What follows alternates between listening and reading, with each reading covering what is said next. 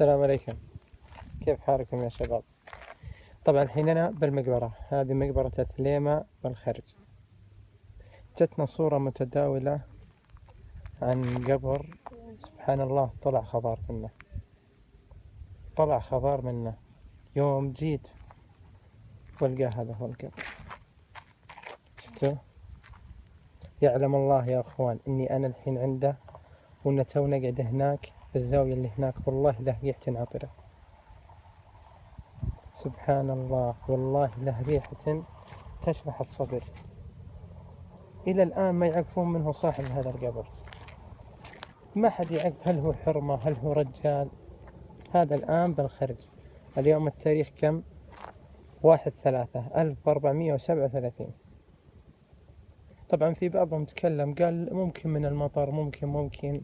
شوفوا أنتم لما تلاحظون، شوفوا القبر.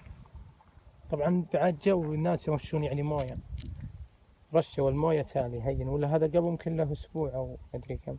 شوفوا حتى الخضام إلى عد الحوايف.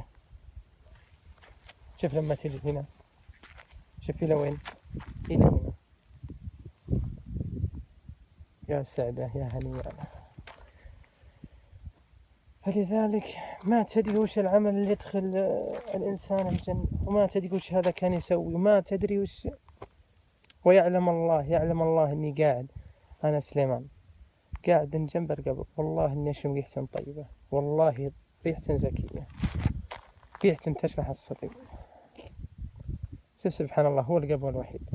شوف لما تشوف كل القبور. الله يغفر لهم ويرحمهم أجمعين.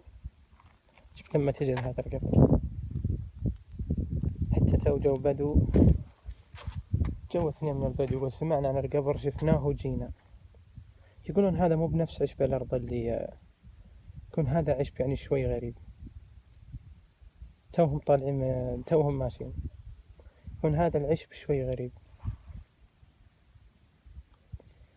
الله يحسن خاتمتنا يا رب، ونعتذر عن التطويل.